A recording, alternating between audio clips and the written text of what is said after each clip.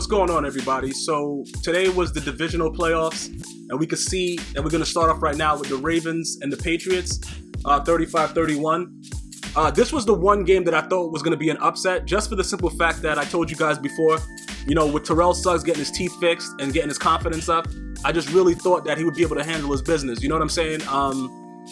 They had multiple 14-point leads, and you know the turning point in this game is when one of them, I think they touched Tom Brady's his hair, and he just turned it to Riley Cooper and just started fucking trying to fight like 4 niggas at once, and he's about to jump the fence and fuck niggas up. Once that happened, I knew it was over, because the thing about Tom Brady is when he gets fired up, for some reason, you know, he always plays better. If you look at his history, whenever you do something to piss him off in a game and he just starts going crazy, because you know, when I was looking at him on the sideline with that stupid ass hat, you know, with the little fucking the circular ornament on the top, I thought he was gonna lose, because when you're a grown man and you wear that kind of hat, more than likely you're gonna lose the football game. But the turning point was that play. Go back, if you guys can look at it, if you have NFL Rewind, and look at what happened after that point in the game, when he was just up in those guys' faces like, nigga, you fucking nigga, you know what I'm saying? When he did that, that was a turning point of the game. It was a well-fought game.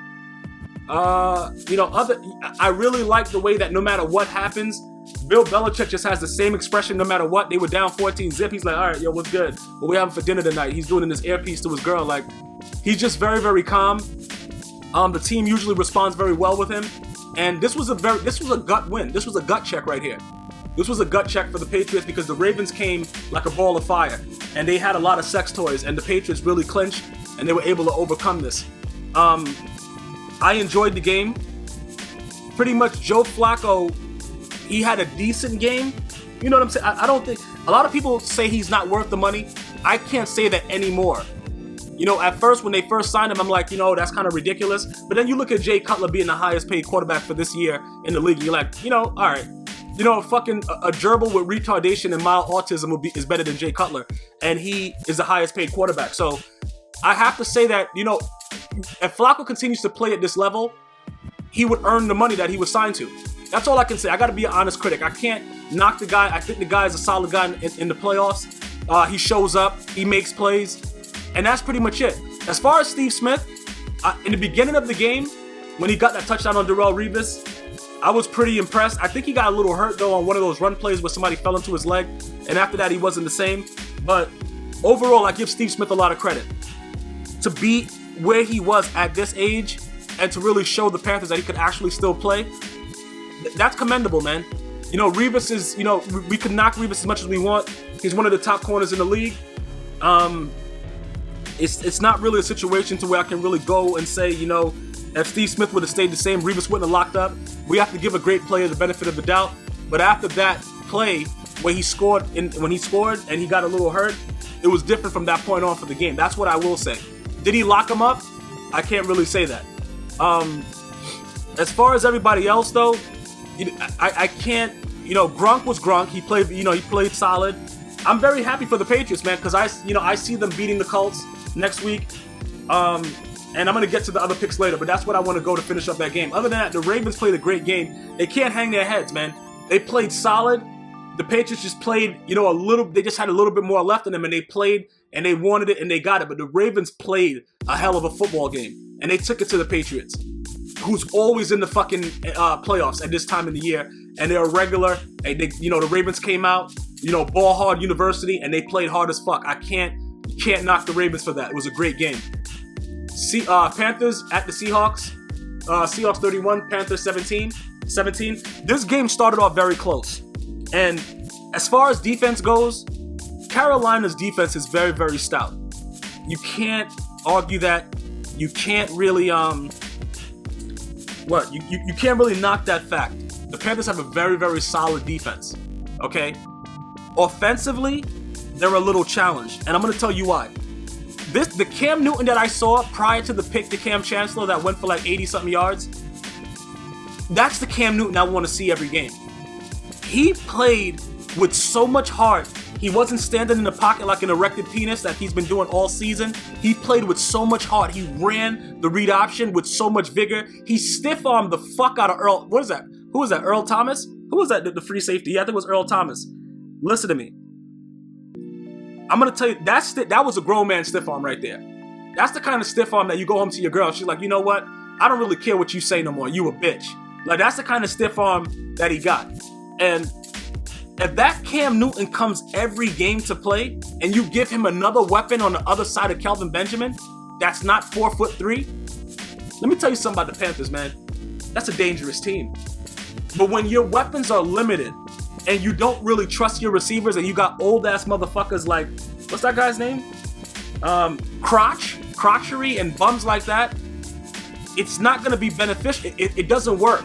They got a solid run game, but when you meet a team like the Seahawks where they're so fast and so aggressive to the ball, you got to be able to pass the ball. I know they got, Richard Sherman and things like that, and the other corner got hurt and they put in another bum, Simon, that was getting abused. But the Seahawks are built to win right now. And you have to give the Panthers credit to even be hanging around the way they were before that pick.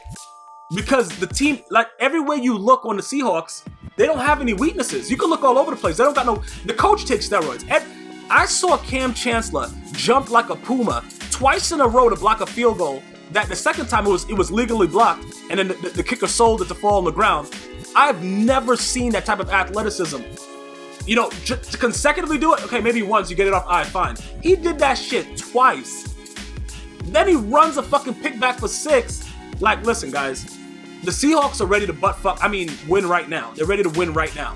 That is it. This game was a very, very good, exciting game. I love watching the Seahawks play.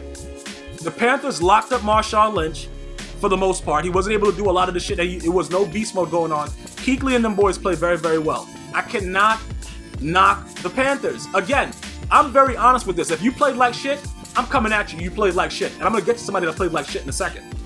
But the Panthers played. I love the way Cam Newton played. I give that man a lot of credit from the commercial that he was in when he was working out. I could see with that stiff arm that he definitely works out.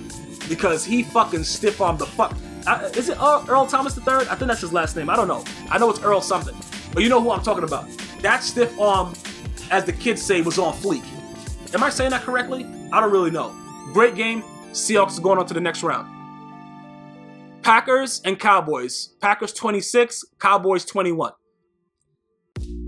I'm not going to sit here and say that the Cowboys, that Dez Bryant caught that ball. I'm not going to say that. I'm not going to add fuel to the fire. I'm not going to put pressure on the refs because it's not fair. They were consistent with the rule that they've been using since Calvin Johnson. They didn't give Calvin Johnson a touchdown so many years ago. Okay? The rule is consistent. You have to have control all the way through. In my opinion, based on the rule, Dez Bryant did not have a completed catch. I'm going to just say that. Last week, with that penalty flag for the Lions, I believe the Lions were robbed. That was my opinion as well. I believe that Dez Bryant did not catch that football. Based on the rule. Okay? Now, the Cowboys should be ashamed of themselves. Because you made a crippled Aaron Rodgers beat you. Aaron Rodgers needed a walker today. And you let this man run around like Speedy Gonzalez and throw dots. You should be ashamed of yourself. Jason Garrett looking like he got tears in his eyes like a bitch after the game. Don't listen, DeMarco Murray, that Peppers play, when Peppers stripped DeMarco Murray, when that would have been a touchdown, that was the turning point in the game. It shouldn't even have come down to Dez Bryant. DeMarco Murray has a fumbling problem. Similar to Adrian Peterson, great running back, fumbling problem. Because that was the game. There was nobody in front of DeMarco Murray. The game was over. But he had to fumble.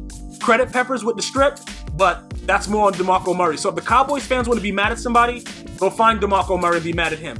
Other than that, did I already say that the Cowboys should be ashamed of themselves for losing to a crippled Aaron Rodgers?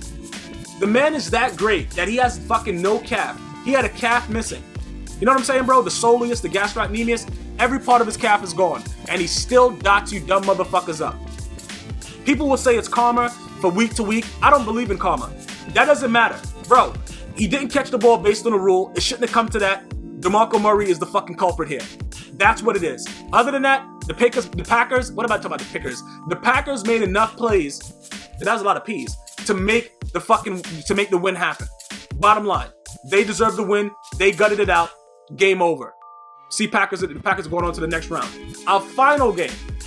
Colts at Broncos. Colts 24, Broncos 13. I'm going to be very, very honest with you. I did not see this coming, but I should have, because I've been saying for weeks that Peyton Manning throws the most wobbliest balls I've ever seen. He has been extremely inaccurate as of late, and he needs to go sit the fuck down, because he's 97 years old in football years, and it's done. It's over. This guy, you go sit down with your wife. Like, that's what I'm saying, bro. You could tell when these guys just don't want to be home with their wives, bro. This guy, he wants to play until he's 90. Bro, you can't do it anymore. Or, bro, you could have hit, I forgot, Sanders so many times he was wide open. You're overthrowing him. You can't get Demaryius Thomas. It's just like, bro, go sit down, man. You know what I'm saying, bro? Like, enough. On the other hand, defensively, Von Miller and DeMarcus Ware, where were they? No sacks on Andrew Luck? Are you fucking serious? You're supposed to be the premier pass rushers? Are you fucking serious right now?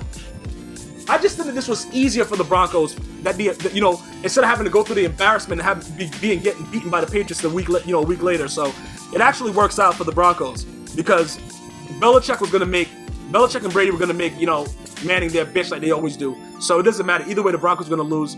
I didn't even have the Broncos going to the Super Bowl, so it doesn't really matter. They're out of here, but I just want to make sure that you guys understand. I've been saying this for months. Peyton Manning has been wobble, wobble, wobble. His passes are so horrible. And he's never had the arm strength, but it's very apparent now. I think Tim Tebow could have, let me stop. Yeah, Tim Tebow was going to play better. Maybe. But it is what it is. Now let's go to the Colts, who played a hell of a ground game on defense, stopping the run. Andrew Luck, if he just buckles down and didn't make a couple of those throws that were interceptions, even though they came out as decent punts, if he doesn't do that, this game is not even close. The Colts fucking mollywops these assholes, bro. If Andrew Luck just doesn't make those fucking plays. But he's still learning. He's a young guy, and he's gonna be a guy that we talk about for a very, very long time. Trust me when I tell you. So, all in all, the Colts deserve more credit for winning this game than the Broncos for not playing a good game. So I don't want to hear bullshit about, if this happened, if that happened, if he had a bigger dick. I don't care about that. The Colts outright won this game. That is all. Next week now, Packers at Seahawks. The Seahawks are going to stick a dildo through the Packers' whole team, and the Seahawks win this game easily. Colts at Patriots. The Patriots destroy the Colts. And I see the Seahawks and the Patriots in the Super Bowl, where the Seahawks will win it all and repeat as champions. I'm not going to delve into it for any reasoning why. If you guys want to leave a comment, I'll be sure to see what I can answer once I get a chance, and you guys let me know your predictions. I hope you guys enjoyed this divisional playoff round recap, and I'll see you next week. Until next time, it's always one love.